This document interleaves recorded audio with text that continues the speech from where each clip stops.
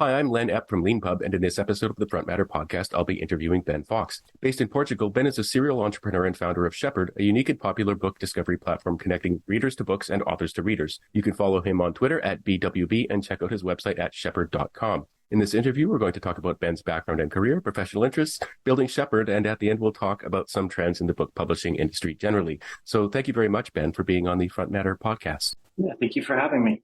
I always like to start these episodes by asking people about their origin story. So I was wondering if you could talk a little bit about where you grew up and how you grew a love of reading, and how you found your way into the world of entrepreneurship. Yeah. So I grew up in Fayetteville, Arkansas. My parents moved there from Texas. They were hippies at the time and wanted to get someplace with more nature, I believe. And my mom read to me all growing up, me and my brother, but she was a book buyer in another life. To be honest, I'm not quite sure what that means, but she worked at the university bookstore. I need to talk to her about it. So my house had like walls and walls of books. And I think a lot of the books where they were given as demo copies or, something like that, where they weren't technically supposed to be sold. So we had an amazing library to dig through. And also, both my parents are big readers. So it was just part of my life at all times. And when I was little, it just clicked. It was just a wonderful thing. And I found that I can read really fast. And so it just became a huge part of my life early on. And in terms of entrepreneurship, my dad is a bit of an entrepreneur, and he's an engineer. So at a very early age, I was kind of seeing some of those things. And he had started he started a small ISP in a different town in Arkansas while he was working. And he had some of those projects growing up. So that was kind of in front of me. And then I got involved with computers through him because he's a system admin. So I started, playing with Linux, when I was probably 12 or 13, and QBasic and Turbo Pascal. So all those things kind of came together and led me down this track. It's really interesting. Typically, the guests on the podcast are LeanPub authors who are often computer programmers and people with a background in that. And you're a special guest because you're not a computer programming book author. But I was surprised when I was doing research for this interview to learn about that you've actually got like a similar kind of experience to that that a lot of our sort of typical guests have, where a parent sort of brought technology into the home. And, that story goes back, 70 years now for some of our guests sometimes. So you actually started a company, I think, in university. Yeah, actually in high school. And it was a emulation website that got very popular and ended up having a small kind of collective group of people that were putting together different emulation projects. And I was kind of, running it day to day, I guess. And it grew fast, and then eventually ended up with a web hosting company in college, and was kind of in that industry for like 15, 17 years, somewhere in there. Yeah, that's interesting. And when you say emulation, you mean video game emulation. Yeah, so it was a way to play NES on your computer, to play arcade games. It's a way to like save the old games before the hardware gets lost. And at the time, there was kind of a bit of a revolution going on that people could play modern, N64 consoles on their computer as well, that kind of thing. So it was very interesting. Yeah, without admitting to breaking any laws, I may have a few ROMs on my computer. But yeah, for anybody who's into gaming, and the history of gaming, those a lot of the early games like from NES and stuff like that. If you don't have one, they can be lost. But if you're resourceful enough, you can find ways to play them on any machine that can emulate them. And it's just a fascinating technology. And I'm just curious what that was like, the experience of like having something succeed that way when you were sort of so young. Yeah, it was nice. I had some nice amounts of money, coming in. A lot went back into the project, but for a kid, I was doing pretty well. I remember I bought like Vietnam Air night vision goggles, all this stuff that a kid wanted, out of the weird catalogs. I was like, I can buy that and then sell it back on eBay, try it out for a few months. So a lot of good stories from there. But yeah, nothing too crazy, I guess. But yeah. And you mentioned that you sort of grew up in Arkansas and now you live in Portugal, but you've also traveled around a bit in your life, I gather. Yeah, yeah. I love to travel, and that also came heavily through my parents and my grandparents. And gosh, I think I went digital nomad back in 2005. Um, and so I moved over to Ireland for a while, came back, did a lot of trips, for 2, 3 months out of the country, then eventually years. So I've lived in Egypt for a year, Australia for a year, bummed around South America for 6 months. And this was all, while working. I really like combining the two, especially was a little bit easier when I was single. But it's much nicer when I have company as well. And the kind of work that you were doing as a digital nomad, can you just give us a little bit of a flavor? I know I'm looking at your LinkedIn profile here, and I'll put a link to it in the transcript. But I know you've done a bunch of different things. But if you can just give people a little bit of a sense of what the sort of early digital nomad life was like and what kind of work you were doing. Yeah. So in the early days, I was actually working for somebody else for a brief moment in my career, and I was running. I was kind of a weird firefighter type figure who was doing odds and ends. I was running the sales department. I was sometimes training tech support, sometimes fraud detection, other type of weird little jobs for HostGator. Actually, I was their first employee, official employee. And then after that, just a number of different companies I either started or bought. So I think I had a good long 7-year stretch where I did a lot of those travels where I was running a company that eventually grew to about 130 people, web hosting company. Our largest brand was Site5. So I was CEO, so operations and marketing were kind of my purview. It sounds like a very sort of startup style life where you just wear all the hats. Yes, and I enjoy that. And actually, I'm just this has come up on the podcast before because so many people are that sort of people who get into kind of books and publishing often have a kind of independent streak. But do you have an EU passport, for example, that make it a bit easier to travel around like that? Yeah, I'm a dual citizen between the US and the EU. Okay, I'm on the list of jealous people for those who have those kinds of passports. That's nice. Yeah, and it must have been. And so, when did you move to Portugal? Yeah, so at the very end of 2019, my son at the time was about to turn 3, and we decided it was a good time to spend a couple years abroad. And we actually moved to Spain first.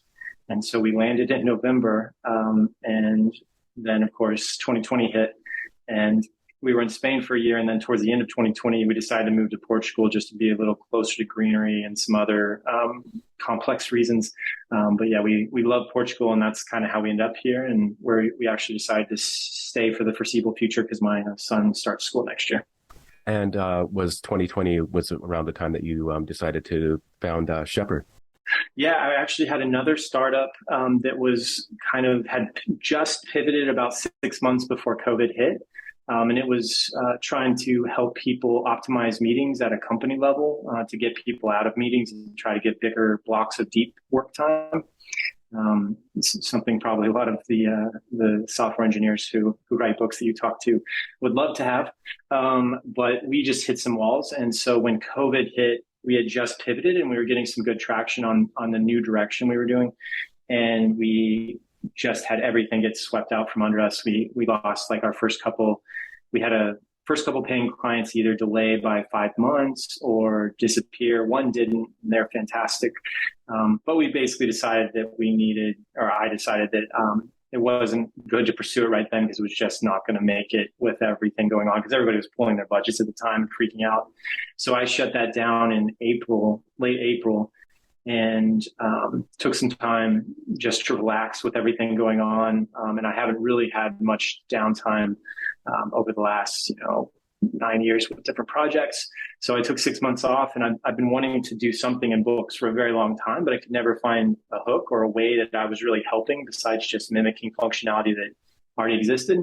And then I had kind of this idea to create something that helped people see what other people's favorite books were and why.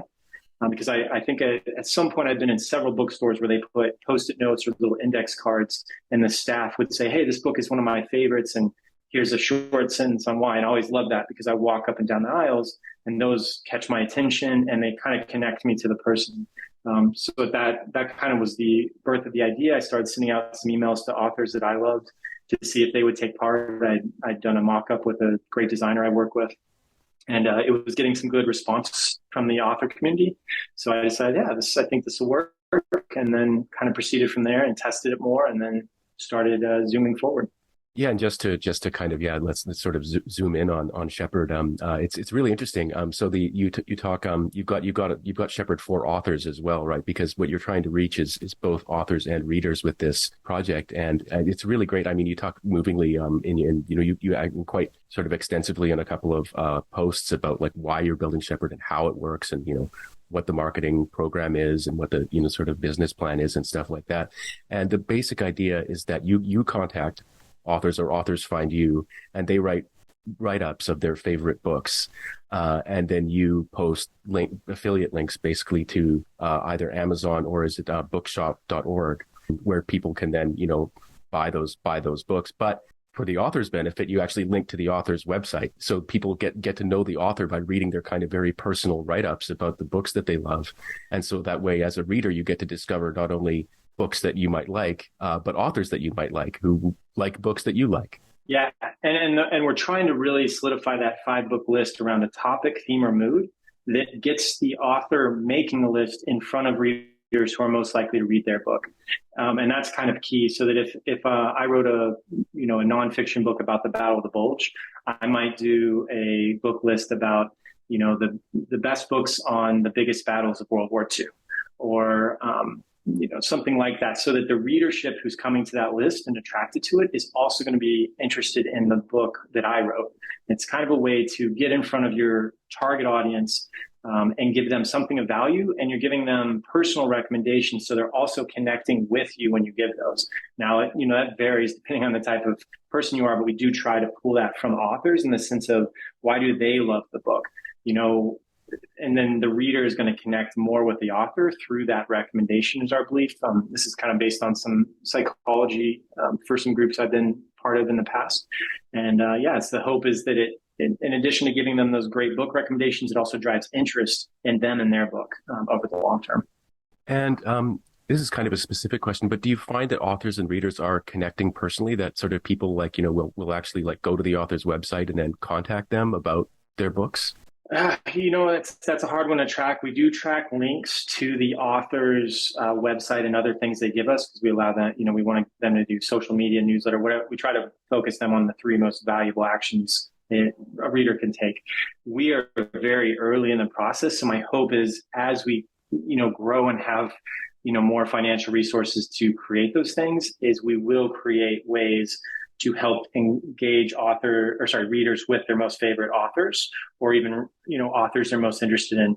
But right now we are pretty basic. So I have had a few emails from authors who, actually I've had readers contact me asking to contact authors, because it's not always easy. I've had a few of those, that kind of thing. We do track clicks separately, so we can see that interest is, here for promoted books and interest here for all the other books. We've done one case study, and I'm hoping to do one later this year. But a lot of the features, I think, that'll help make that connection more long lasting, those are having to come later on, because, we've tried to be very lean, because we don't have Goodreads, financial resources. So that requires a user system and some other things that are coming down the road, because we only 15 months old since our launch. Yeah, that's really interesting. I think we'll maybe take the opportunity to talk a little bit about Goodreads a little bit later.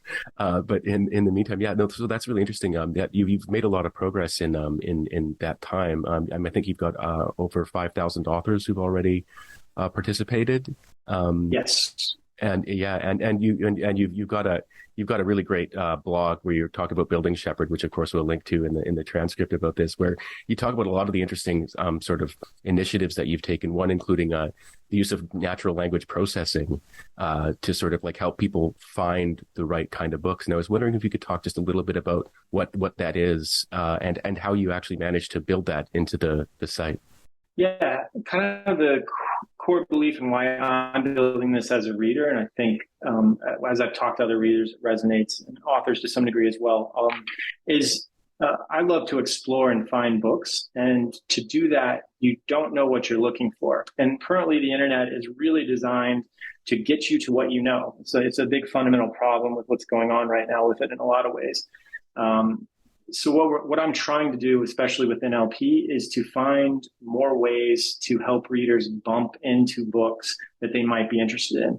And this concept, some authors do understand it, and others I'm still trying to help them understand it. But we try to give people multiple points into meeting a book. So NLP it's a huge swath of different things, but we use it to try to analyze a book and tell you what it is about. And we actually piggyback on Wikipedia. There's a lot of technical reasons for that, but we use their topic suite because it gives us a base. I don't have to manage what topics are what.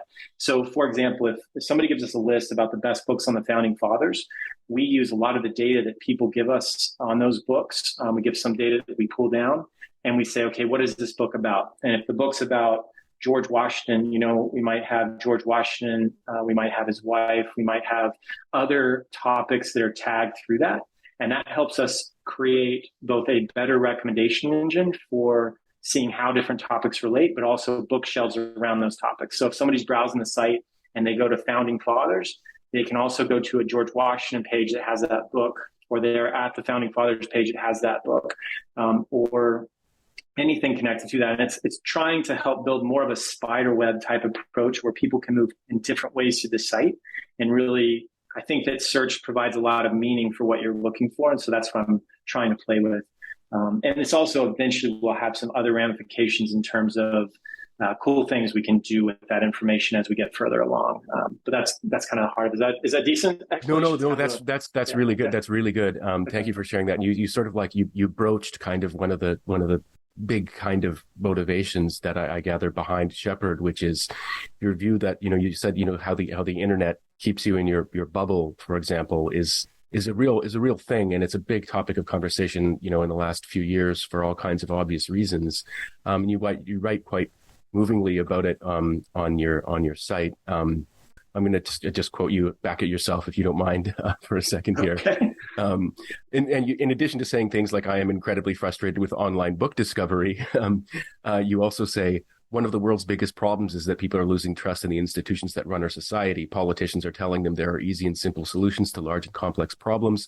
Politicians are pandering to this simplistic nonsense to gain power. It is reminiscent of the rise of fascism in the early 19th century and is terrifying. And, when I came across that, sort of, I was researching an interview with someone who founded a sort of book discovery platform, and it was kind of bracing. And I was very glad actually to see that there was this motivation behind it. And just as an exercise, you brought up, you use Wikipedia's labeling and kind of search and stuff like that as kind of a part of your platform. But, I actually, I'll do it again now, but I did it last night. If you go to YouTube, if you go to Wikipedia and you search for Ben Fox, you find the footballer, and then you can find links to soccer and, soccer teams and stuff like that. Right.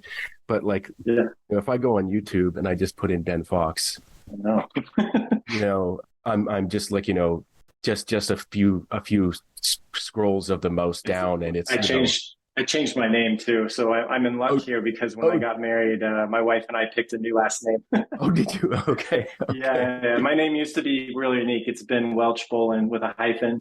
Okay. My parents didn't eventually get along, which maybe that was a sign, and they got a divorce, so it was Welch Bolin. But yeah, my wife and I picked a new last name for after we got married because we wanted to have the same one, and for some reason we didn't take my wife's because her dad was a little weird about it. That would explain why it was a little bit more difficult for me to do my research for this interview than it is for most. But I guess I'm just bringing it up because Ben, if I search for Ben Fox on YouTube, I've just a few scrolls with the mouse and it's like Ben Shapiro and Jordan Peterson and and Alex Jones even and like it's just I just searched for someone's name, and it's obvious that like what I'm being shown is not being shown based on any kind of like smart analysis of my search. It's because that platform wants to show me that content. It's engaging. it's engaging, I actually kind of don't know exactly how to get into talking about this, but because it's hard to talk about because this kind of experience is so pervasive. But one thing that I love about, say, Wikipedia is that, like, Wikipedia is there for you to find kind of what you're looking for, even though you're not quite sure what you might be looking for yet. But there's a very sort of common and very popular and successful kind of form of content discovery, which you're basically on a roller coaster. You're like, take me somewhere. And people seem to really be okay with being taken anywhere. And I guess I just wanted to ask, sort of in general, what are your thoughts about that? Why is that, for example, so popular with so many people to just be kind of, and I don't mean this in a condescending way. Like, I mean, like, do people love being led around? Why is that? Yeah. I think about it a lot as well. I think there's a difference between pull and push.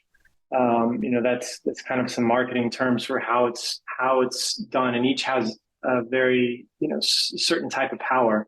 But I honestly think that people are so stressed out and exhausted that when they're on the couch and they want a dopamine hit or whatever else, it's so easy, to pull out TikTok or YouTube, and go into that bubble. And those companies are not paid to challenge you. They're paid to put you in a nice, warm room with your perfect pillows and other things. Like, they don't want to cause you discomfort where you break off from the ad revenue and the other bit. So it's very hard because, there's a lot of things broken in US. There's a lot of things broken, globally in a lot of countries in terms of just life.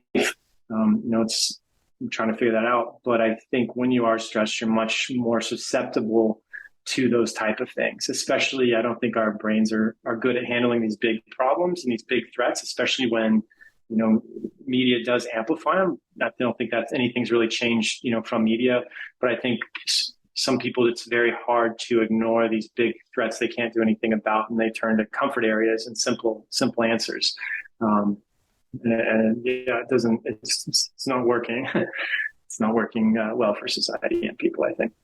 Yeah, and it's interesting. One of the things I think you write about as well is that the form of the book is something one could be kind of optimistic about when it comes to facing these challenges, right? Because, I mean, there's all kinds of terrible books that have been written that, we're all familiar with. But at least the sort of book presents one with the idea that difficult things need to be engaged with at length. And that doing a lot of work to address them is important. Yeah. And I even think if you're reading even a science fiction book or something, it's about putting you in somebody else's life from different perspectives. And I think that's so valuable because I think over time it helps rewire your brain to recognize, that in different ways, it just responds in different ways. I mean, if you're reading sci-fi books about aliens and relations between aliens and people, I have to think that also helps you understand, racism or, different discrimination, going on, and recognize that in a different way because you've seen in a book and you've been put in that person's place. So even with, fiction, I just think it's so powerful.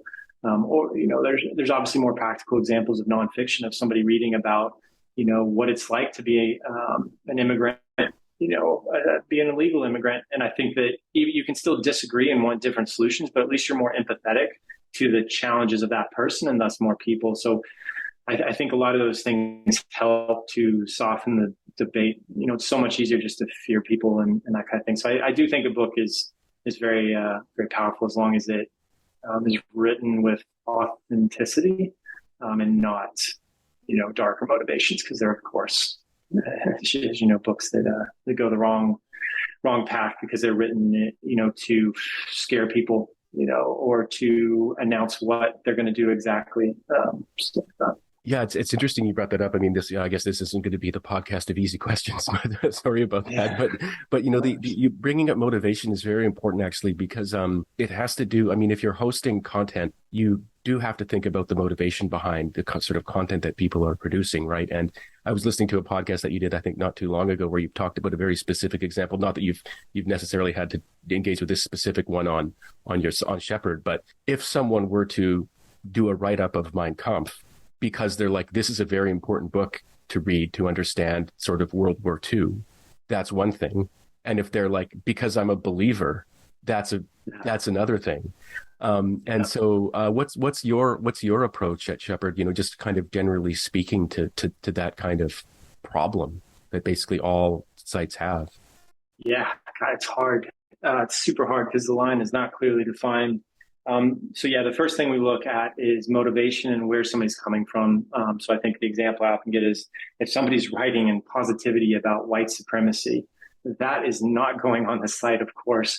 But if, it's a professor who studies it and they want to include a book from, the head of the KKK, and their explanation is about understanding, where this person is coming from, this is worth a read, because we do have some of those type of takes on the site. That's something we look at case by case, and, we're going to put it out there. There's some debates that are not, there's some things that I will say as a society, these are not acceptable. White nationalism, there's some things like that we might won't get into, but we want to make sure people are coming from the right place. Who gets to speak to abortion, type things. This is a very sticky one. We want to make sure that, okay, who can speak to this? Well, somebody who has had an abortion, they can probably speak to it.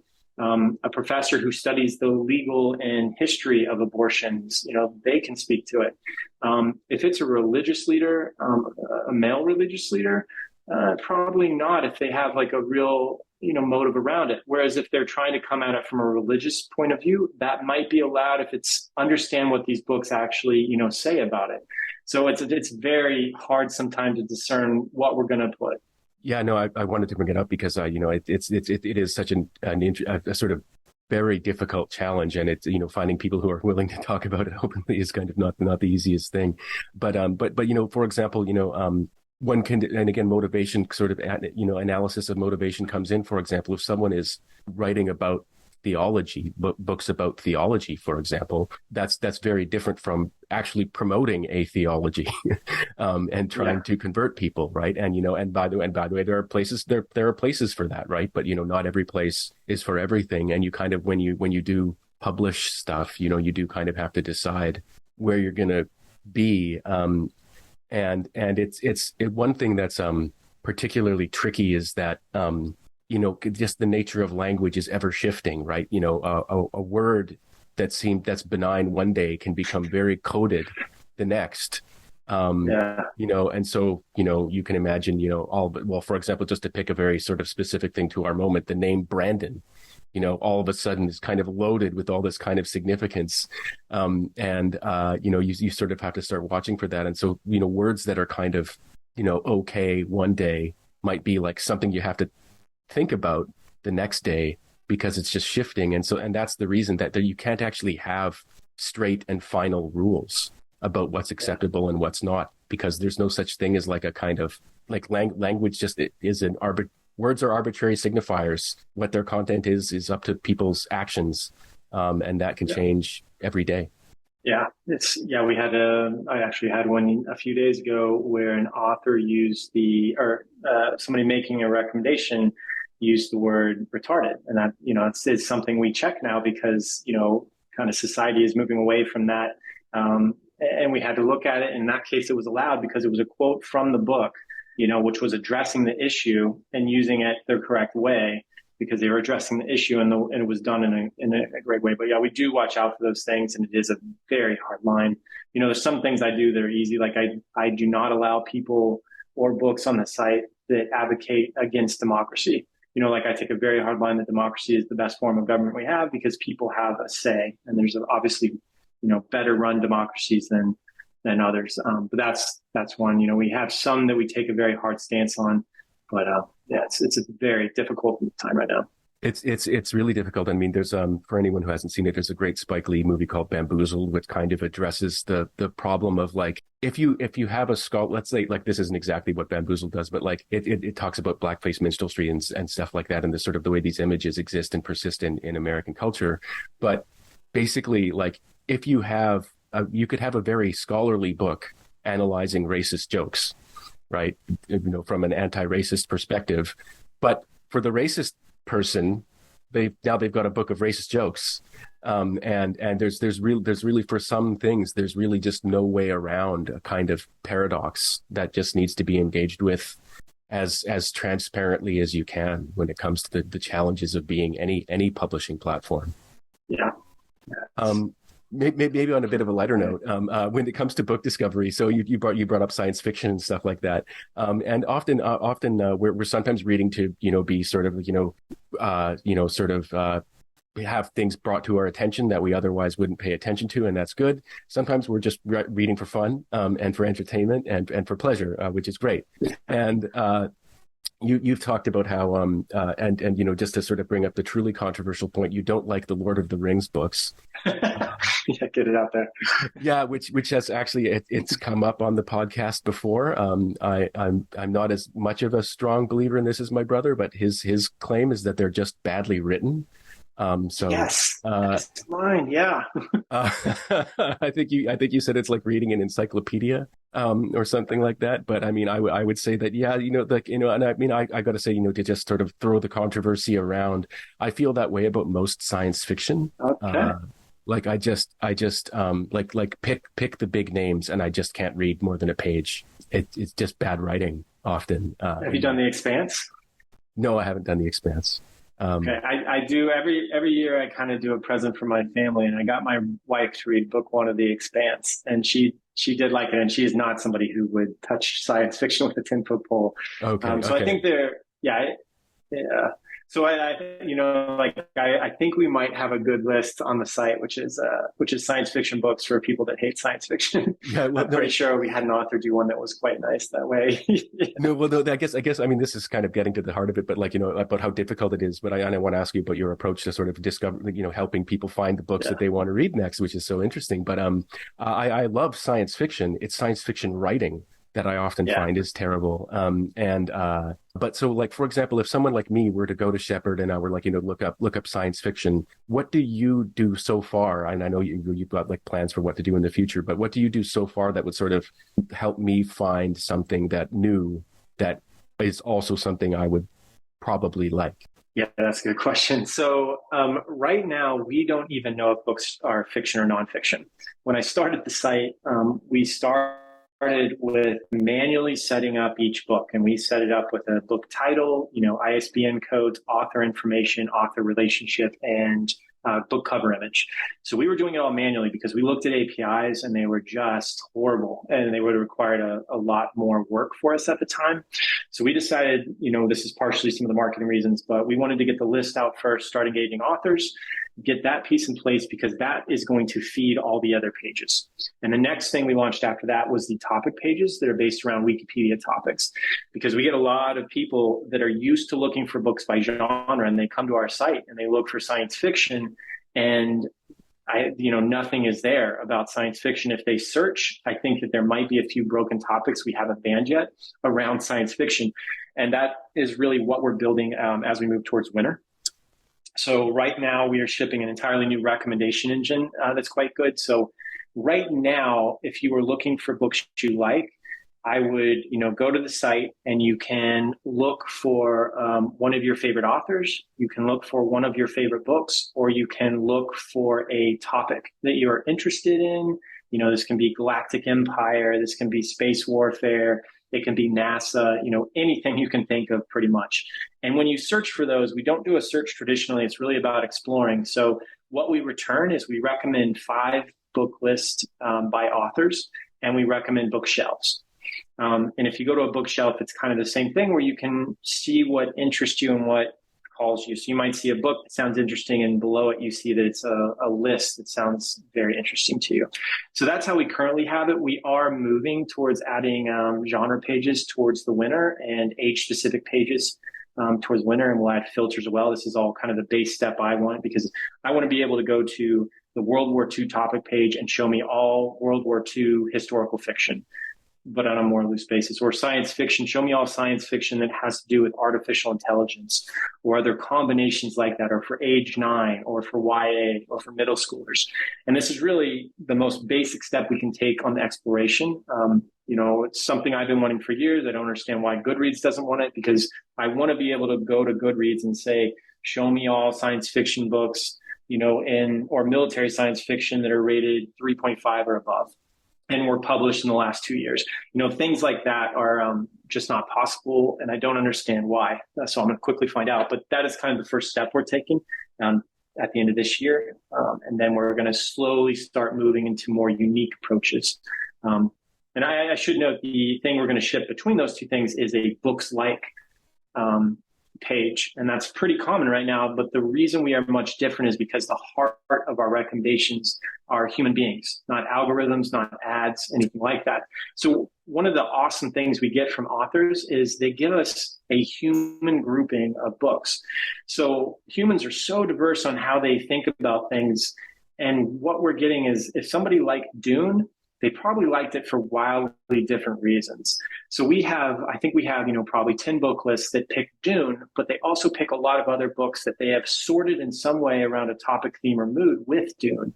So our upcoming books and a lot of our recommendation engine, we actually shipped a new section this last week. That's all driven by human recommendations, and then it's going to get better because it also is driven by topics. And then this winter will also add a filter over the top for genre and age group. So not only can you see, okay, humans recommended these books with Dune, but, what sci-fi books did they recommend or other books? So that's a long spiel, but that's kind of where we're working towards. It's human recommendations, the heart of everything, and then sprawling out to provide more discovery points.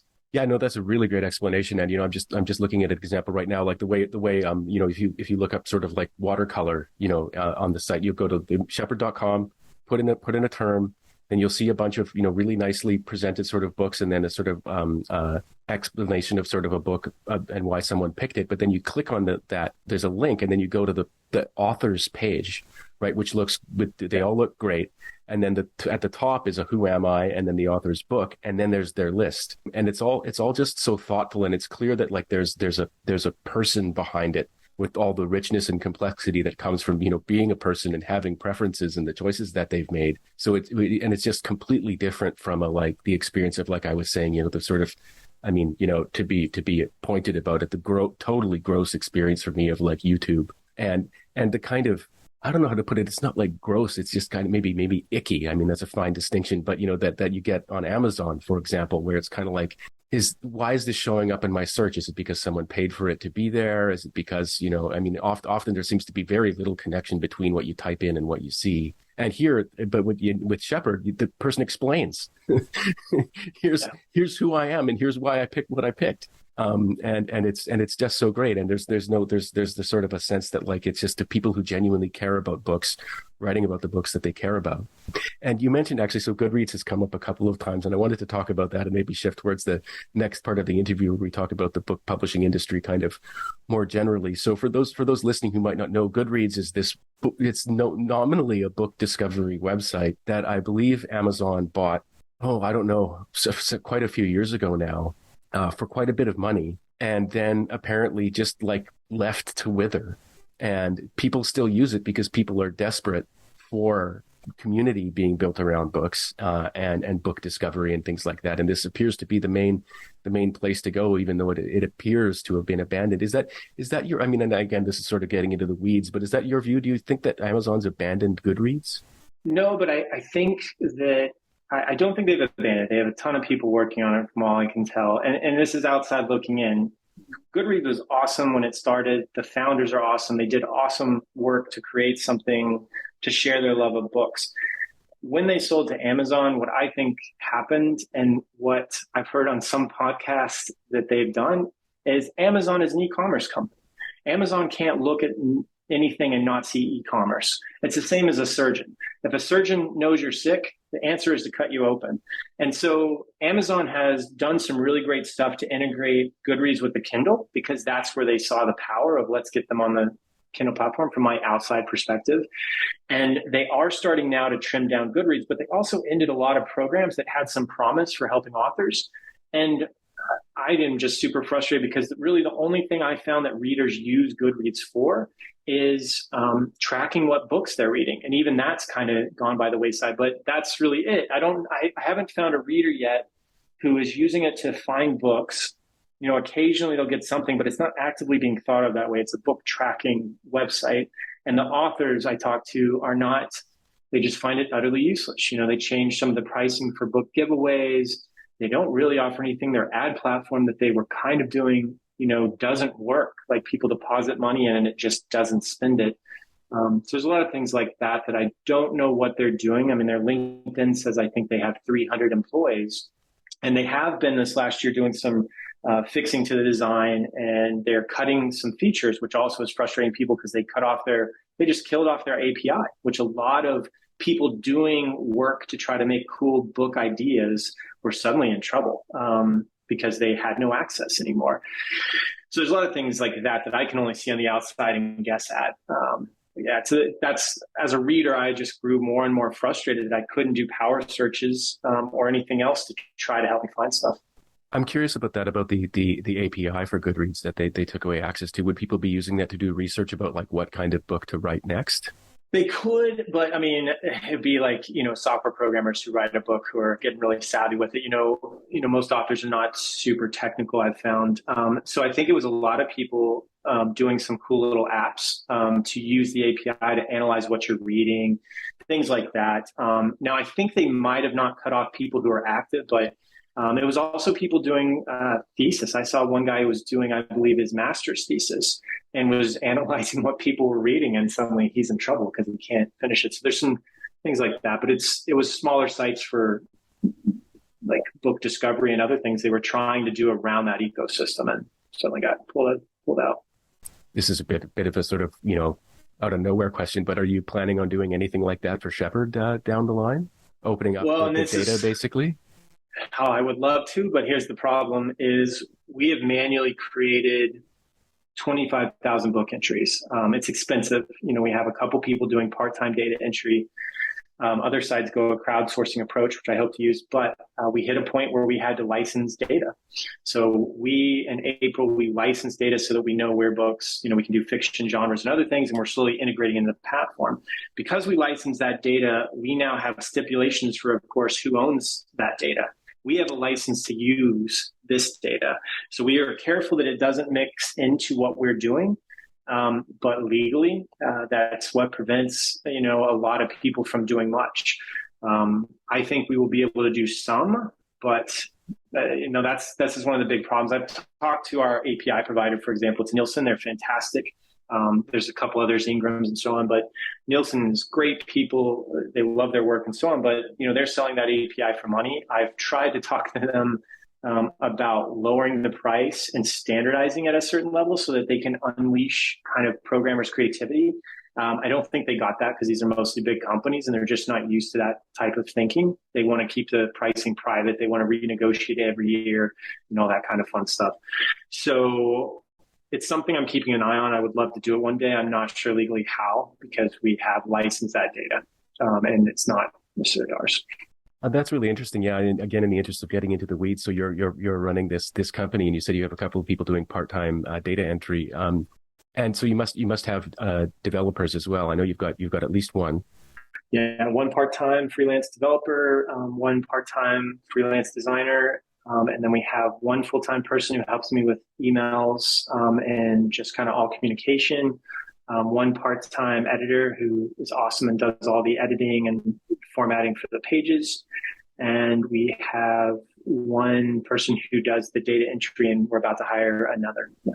Oh, that's really interesting. And I imagine it's like you, there are people who are just kind of distributed wherever they want to live. Yeah, all remote. With the designers in Serbia, the developers in Berlin, editor is in Spain, and then data groomers are in the Philippines, and then Kathy, who helps with emails, and she's also in the Philippines.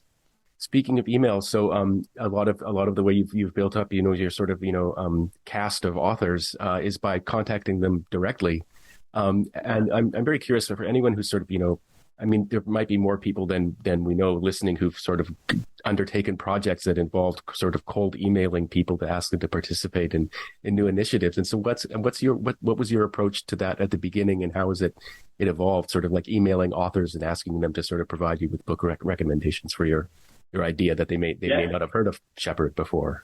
Oh, Yeah, I mean, I started, there was no website. There was just a mock-up that I made with the designer about the core idea. And then I would email them, pitch the idea and show them or attach the mock-up so they could take a look and see if they could take part. Um, so I think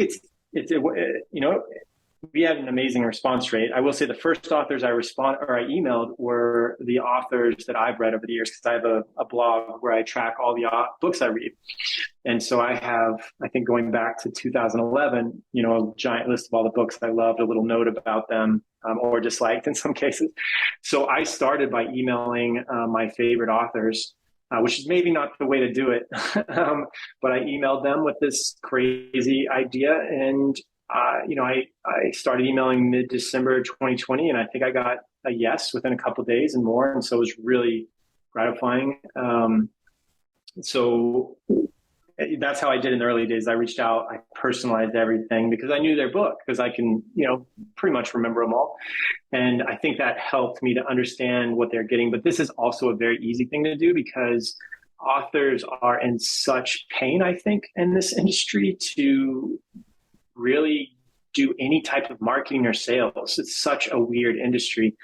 And so my offer, I mean, I get an amazing response rate. I mean, now we're proven, we have a case study up that at least can show them ratios on one thing that was nonfiction. We're trying to get more out there, but at this point it's easier. And then I have a lot of operations and marketing experience. So I just had to kind of scale that up. And at first, we just asked friends and family, who do you want to recommend books? We still get some of those every so often. Readers reach out and say, hey, these 5 people, I want to know what this person thinks about this. And then eventually we started looking at Goodreads and who was recommended there. And we get a ton of referrals. Like once authors are in the system and they like the process and they like how it turned out, is they're not only sharing it on social media, because we encourage that, is they're telling their friends. And so that really just helps us a lot. Yeah, that's really interesting. I'm curious if you know what proportion of the authors that have written sort of reviews on Shepherd are self-published or have engaged in self-publishing at some point in their career. Yeah, that I don't know. It's not something, since we're doing all manual data entry, it's not, we're very careful about data points. So that's not something I know. I know that there is a decent chunk, but there's a lot that are traditional. But I couldn't even guess at this point because the process is pretty systemized. Like I did everything, in the early days, like every single piece was just me. So like I could tell you up to 600 authors, I would think the split was like 70%, traditional, more established, 30%, probably self-published. But that line is getting so blurry, I think. It's probably, yeah. Yeah, that's one thing I wanted to ask. I mean, it's kind of baked into your project that the line is blurry, right? Because what you're not doing is writing to the publishers and saying, can you find some staff to sort of give me write up to contact the author, and then arrange it that way, right? Which is actually the way something like this might have been done in the past. You might have got in touch with an author's agent or their publisher, and then there would have been middle persons between you and them. But in sort of in 2020, you just reach out directly to authors. That's and authors respond with themselves. This is just the way that sort of book marketing works now. But we have had, of course, once we started, that's exactly what we want to do, because in order for these to be authentic, it has to be the author doing it ultimately anyway. And we did eventually make contacts with the, publishers, see what we're doing, especially some of the ones that actually, are getting modern marketing. And we do work with a ton of publicists. But, it's a very distinct group of publicists get it because that's their job. So they're a joy to work with because they're like, yeah, let's get them out there. Let's get them with their, the books they should be comparing themselves to, let's make sure that they know what they're doing, because we do have to walk authors through the process, because sometimes they don't understand that what they're doing is really honing in on their target readership, because they don't even think about who is my target reader. A couple publishers we work with are an absolute joy because they want their authors to do these, because it's one more place that they can get sales from. It's just another source in a wide array, and they do a really good job of it. And then we've talked to publishers who don't even want to publish in Kindle. They don't want to do any ebooks. They just want paper. They don't do marketing. I don't think, that always blows my mind, because my background is heavily, has been marketing for a very long time. But Yeah, sometimes they just don't get it when we have talked to them, because we have gotten intros at high levels to, certain publishers and so on, and they don't get it.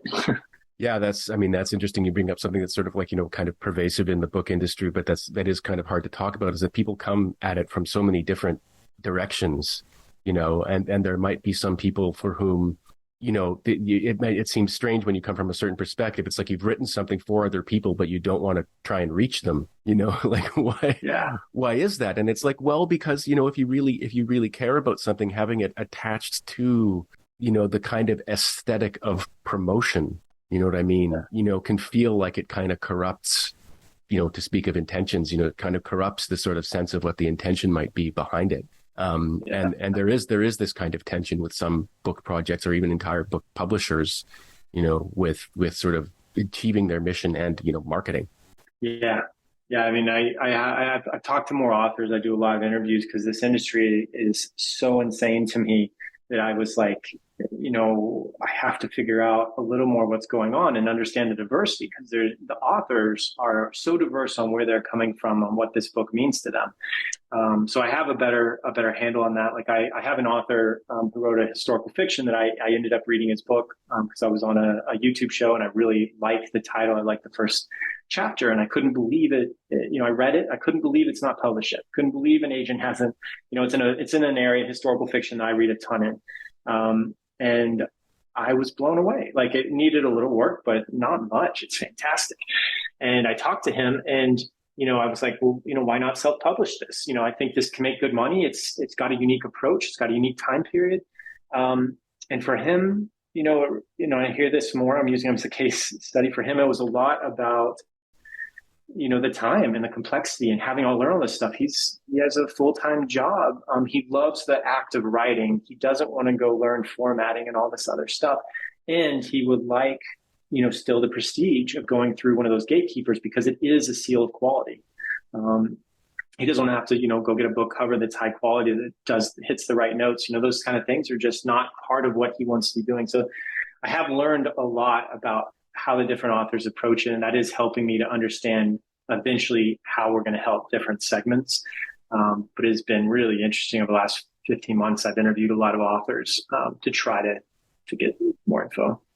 It's super interesting that it is an insane industry, book publishing, and that's, as you put it, that seal of quality element to it is one of the things that makes it so crazy. We haven't had the moment there, like, in the early 90s, there was this moment in both movies and music, at least in sort of North American culture, where kind of indie became the seal of quality, right? And sort of like, getting a big label to back you, which most people secretly wanted anyway, but that was selling out. But this has not happened in the book publishing industry for all kinds of complicated reasons. And it's one of the things that I sort of reflect on, because when you read, I found out about Shepard from Jane Friedman's Hot Sheet newsletter, which is like, I read for the sake of my own sanity, because everything you read in the sort of, mainstream news media about book publishing is crazy. And it's because the people who write about it seem to be guardians themselves of the publishing industry's seal of quality, magical power. And so when you read about the book publishing industry, you'll get, I mean, you talk about data and numbers. The numbers often just completely exclude self-publishing. They'll completely exclude ebooks or something like that. And so you'll read like, oh, downturn in author earnings, and it's like not from Leanpub's perspective, but they don't ask us, and that's not a complaint. It's just like, we're not one of the people viewed to be sort of, having the magic kind of staff of this. I declare you, sealed with quality now, and it's just super interesting that and we brought up, the sort of the form of the book. I mean, we should probably be glad that there is sort of an element of sort of this idea of an ideal of quality, and it's problematic but kind of sanctioned quality behind the book. I think it gets back to the discovery problem, because it was a gatekeeper to get into bookstores back in the day before the internet. And now it's, you can you can find those books in the online stores, which is fantastic. Um, but yeah, I think it gets back to how do you find those books, and it's becoming blurry because I mean I had a writer I loved who was indie published. The book was amazing. I loved it. The second book was amazing, and then he got a traditional deal. And books stayed pretty good, but then they started going down because they switched to this schedule, where they're publishing 4 books a year or something like that. I was so frustrated because he's a great writer, but they also changed how he writes the books. Like the first ones were a little more denser, and there was like more heart in them. And like they've kind of stripped that out a little bit. It's a little too commercial now. I just, that was one thing that I noticed of where it went backwards, because I knew him before he got his, traditional market, publishing deal. And I think about it a lot right now because there's some publishing companies that when I interact with them, I see how much they care about their books. And I mean publishing, companies in the sense of anybody that's helping an author get their product out in a way that facilitates that author. So some of the publishers I talk to are an absolute joy because they've picked that book because they love it. And I love, those publishers are doing an amazing job because usually they have a specific focus and they just are passionate about it. So they're picking what they want to work with. And then you meet some publishers that are purely commercial and they're looking purely from a money standpoint, and it's a much different interaction. The authors on the first one get along a lot better because I think that falls into a lot of the, stuff you're doing as well. I mean, yeah, it's really interesting actually that brings up this sort of matter of push and pull, right? And sort of when recommendation engines are out there and there's a sort of very commercially minded publisher, they're looking at what recommendation engines are working, and then they'll decide what to publish next and who to publish next and what advice to give them, the authors, about what to write will be based on those recommendation engines. And so you get this kind of like self-fulfilling prophecy, but there does seem to be a kind of like an element to these things where like they kind of just, I don't know what the right metaphor would be, but they kind of like, they end up eating themselves. You know what I mean? Like it's sort of, there's too much werewolf romance out there. At a certain point, maybe saturation might be the right image or something like that, right? Where like, too many people are chasing the same formula, and then something else just kind of has to emerge. And that's really eventually what I hope Shepherd is helping, and that's a big part of what I'm hoping to accomplish for authors. Is right now what I'm focused on is getting authors 50 to 150 sales from people they don't know. Because this is such a big, challenge for a lot of people coming into it, is how do you get in front of people who are willing to buy your book? Because I figure at around 50 to 150 sales, that gets them around 15 reviews on Amazon if they're doing some things right. And that starts the organic growth machine. So that's kind of our base pyramid that we're doing right now. And then we're going to slowly start moving up because what I want to give people, I want to give more of a meritocracy so that, because I feel like we're leaving generations of authors right now behind. The more I look at this industry, it's it's like a random lottery, and then there's all these authors I think that are getting left behind. But I want to do this base because you need that base to get in the game. And then I want to find ways to help people from a cheap standpoint get up to the thousands and tens of thousands and maybe hundreds of thousands as we grow. So that's really something that is what's occupying my mind is what are the ways that we can get people a dependable 50 to 150 sales a year just to get them over that hump with minimal, work. And then how do we recognize the books that have that magic spark to zoom them up to the thousands? That's what we will be working towards. Yeah. Just to wrap up, so for any readers out there interested in finding great books recommended by authors, you can go to shepherd.com. But for any authors out there who might be interested in joining, the Shepherd kind of community, where can they go? They can go to forauthors.shepherd.com. And there's a link in the footer at shepherd.com, but it kind of has a big FAQ and it talks about some of the other formats because we are going to early next year and starting late this year, we're going to do 2 new formats as well. We've got one which will be like online dating, but with book characters. So we're going to start collecting from authors a profile of their main character or characters if they so want. And we're going to try to find ways to help readers bump into those based on other books/characters they like. So if you like Jack Reacher, who else might you like? And instead of going into a book description, it'll go into like I use this jokingly, but an online dating profile. And then the other thing we're doing is sharing interesting facts to meet books. The idea being that if somebody is looking up ant facts for kids, then you wrote a book about ants for kids and you have expertise. We want to show you off, share 5 or 6 facts, and help give them a little nudge towards a book. Whether it be on ants, insects, like that. So those are the 2 new formats we're working on as well.